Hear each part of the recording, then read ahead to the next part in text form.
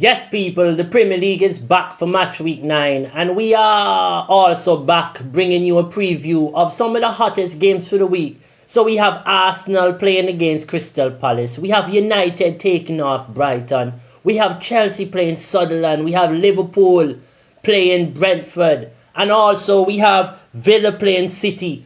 So let's just jump into all the hot stories and see what's going on in the football world in this preview. So, Ancelot has been talking about Mo Salah, and he's been also talking about Liverpool's struggles and what he thought of why teams are approaching games the way they are against him, and why he's been so,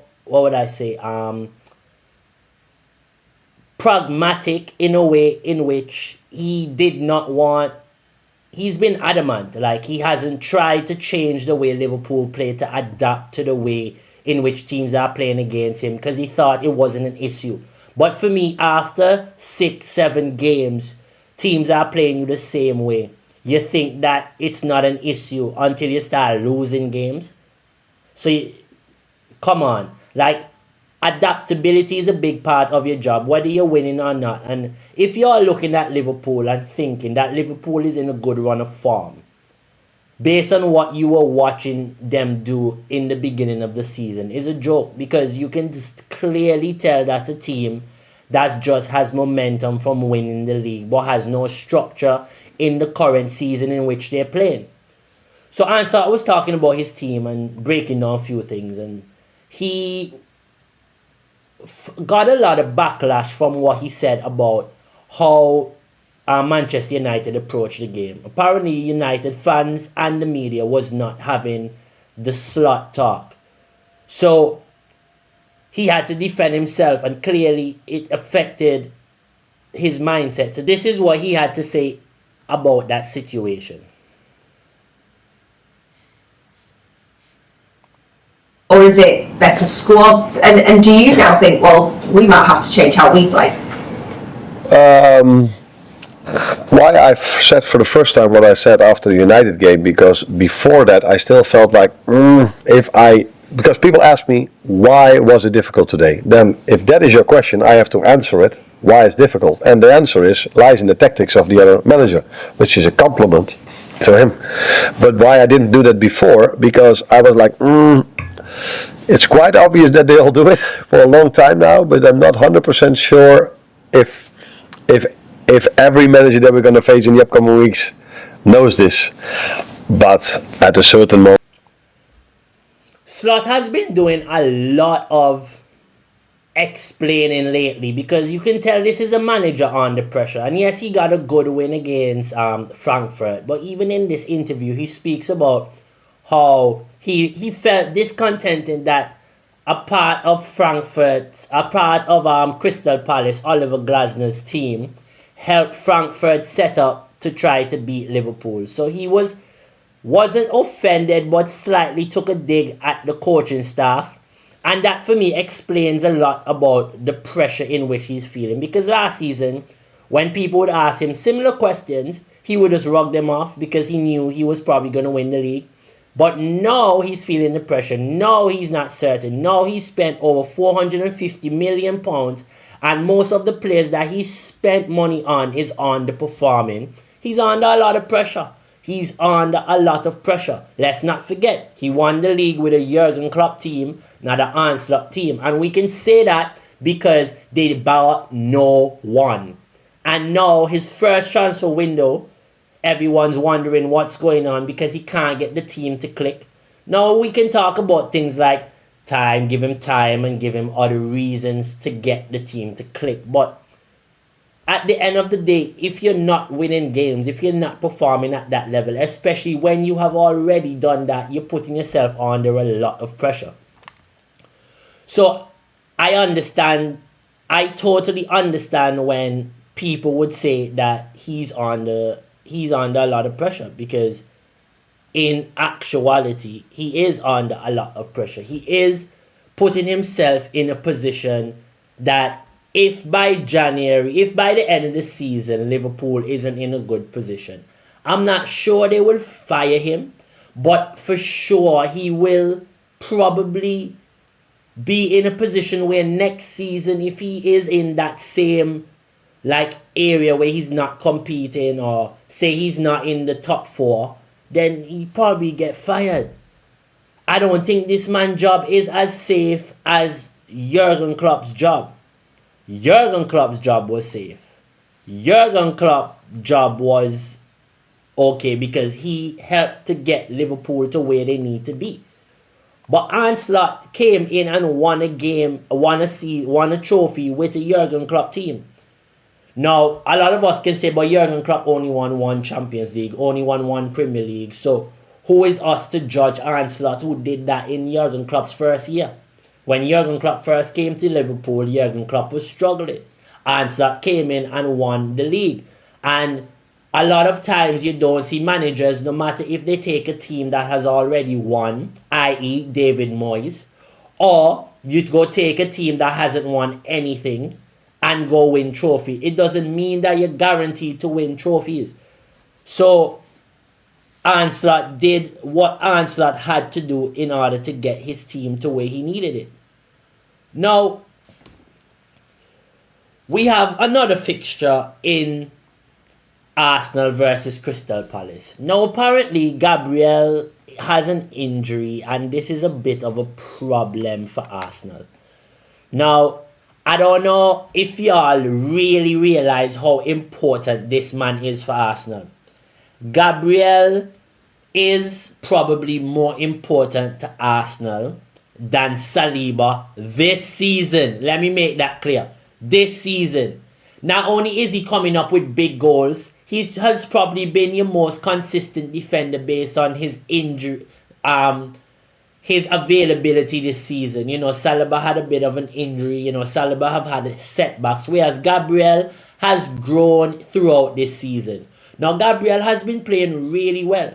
You know, Gabriel has just got an assist and a goal in the last game. So, I'm very happy to see this as a United fan, but disappointed to see this for Gabriel, because I feel like, especially this World Cup year, especially going into the World Cup, and especially how much criticism he had suffered over his first season at Arsenal, and to see what he's become and how much he's took the rashness out his game, like a Romero, and grown into a Rolls Royce type of defender. Now, I still don't think he's the best defender in the world or in the top 5 defenders in the world. I still think there's a lot of defenders individually that are better than him and Saliba. But in terms of when he and Saliba plays together, they're the best combination in the world. So it shows that their quality is really high. But sometimes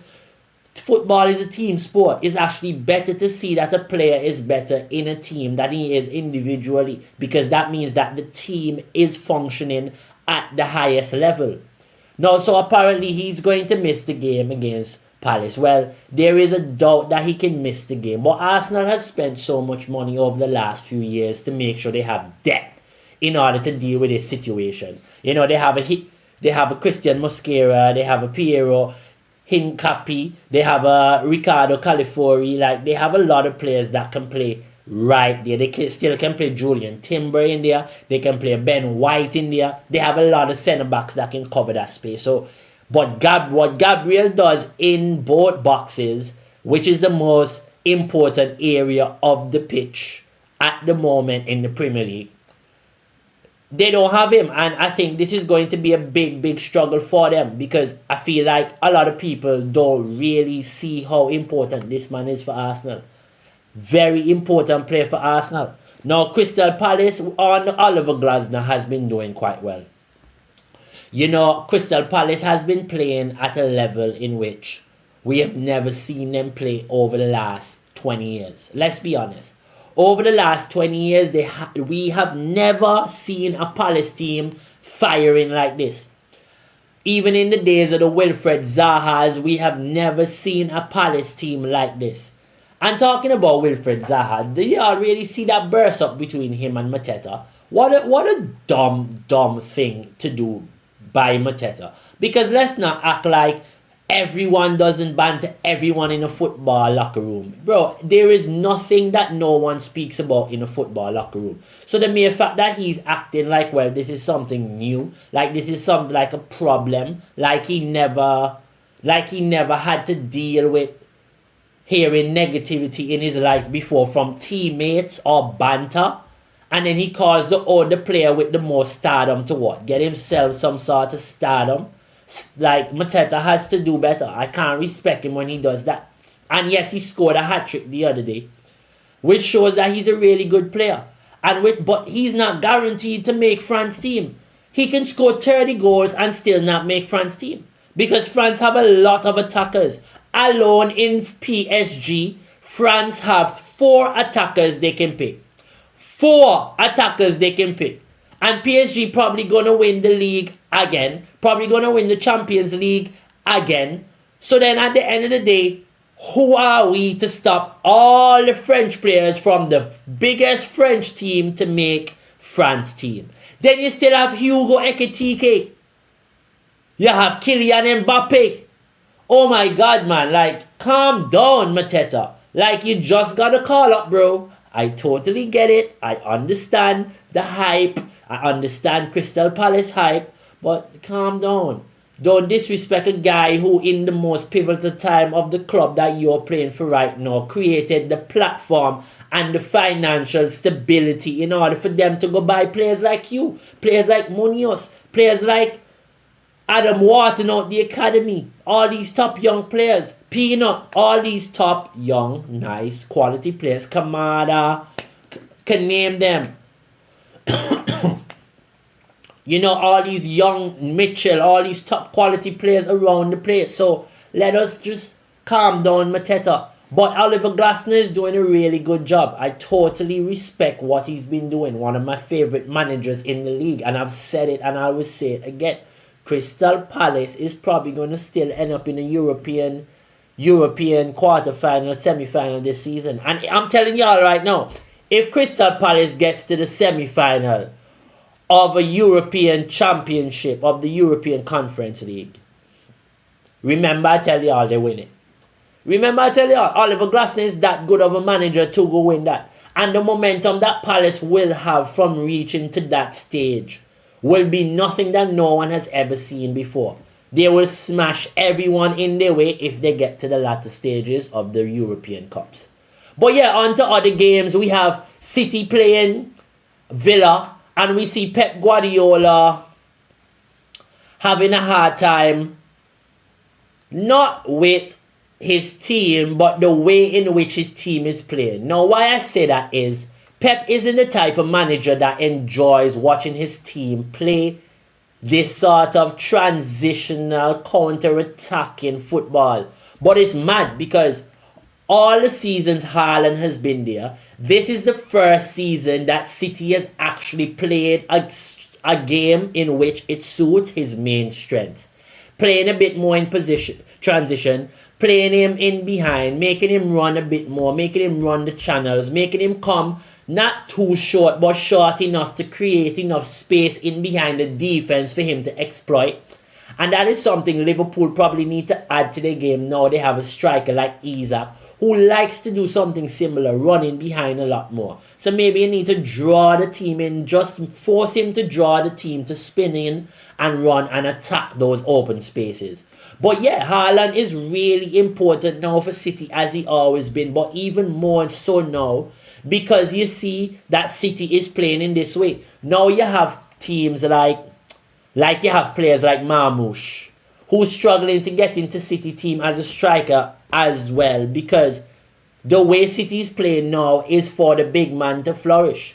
And once the big man is flying, once the big man is playing well, once the big man is scoring goals, City have a massive chance of winning, because Haaland scores hat-tricks for fun. Haaland scores doubles for fun. Haaland is not the goal scorer that score one and is contented for the game. Haaland wants 5, 6, 7 every game, 10 every game. And it's a long time we haven't seen a striker with that Cristiano Ronaldo mentality, where it's like, dog, give me the ball, I'ma smash this shit, I'ma make it work, I'ma score all the goals, I'ma take the team on my back, I don't care. I am the man. I am the goal scorer. It's a long time we haven't seen a cocky striker like that. And it's good to have that sort of charisma, that sort of vibe, that sort of environment around you to help you be the best. Because at the end of the day, the goalkeeper and the strikers are two of the most lonely positions, but the reason why people talk about them the most is because they're two of the most important positions on the football field.